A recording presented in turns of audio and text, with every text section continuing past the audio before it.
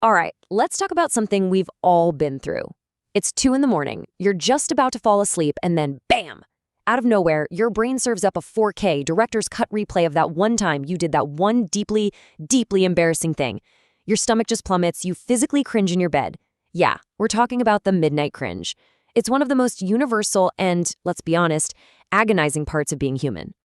It really feels like a bug in the system, doesn't it? Like a personal torture device designed specifically to ruin a good night's sleep.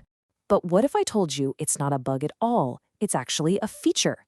So let's get into the science of why our brains cling to these moments so tightly, and more importantly, how you can start to, well, re-architect them.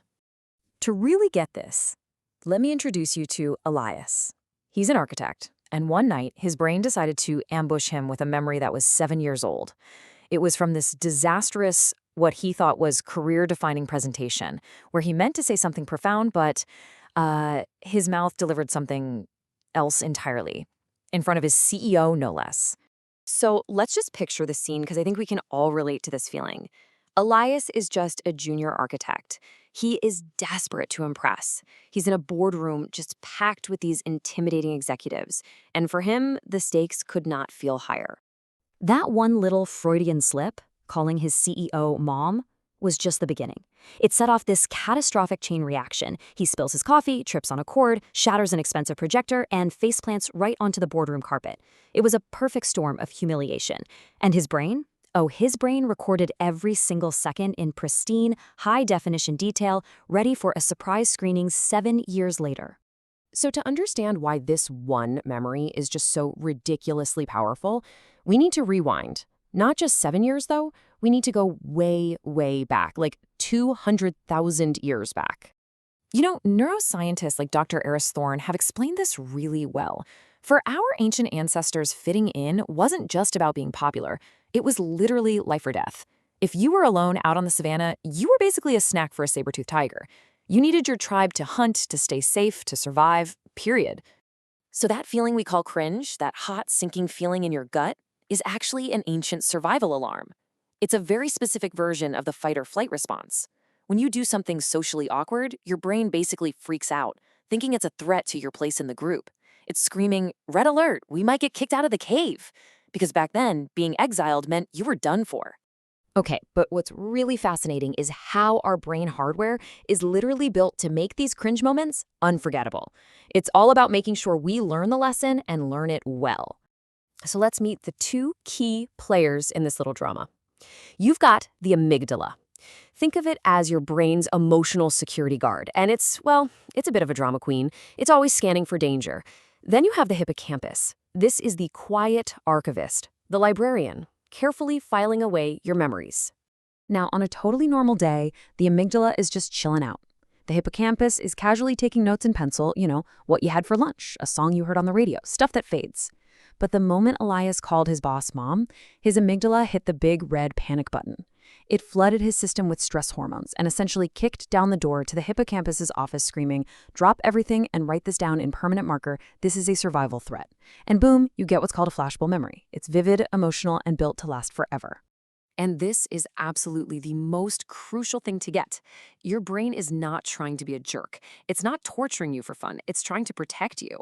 That cringe is your brain's intense, slightly over-the-top way of teaching you a lesson. It's saying, hey, remember that? That was really bad for our social standing. Let's make sure we never, ever, ever do that again. Okay.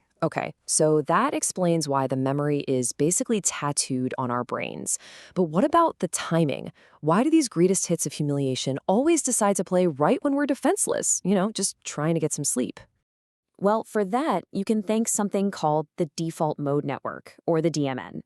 Think of it as your brain's idle mode.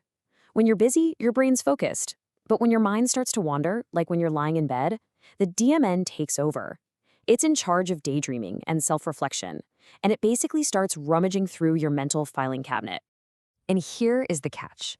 Our brains are hardwired with what's called a negativity bias. It's another survival thing, right?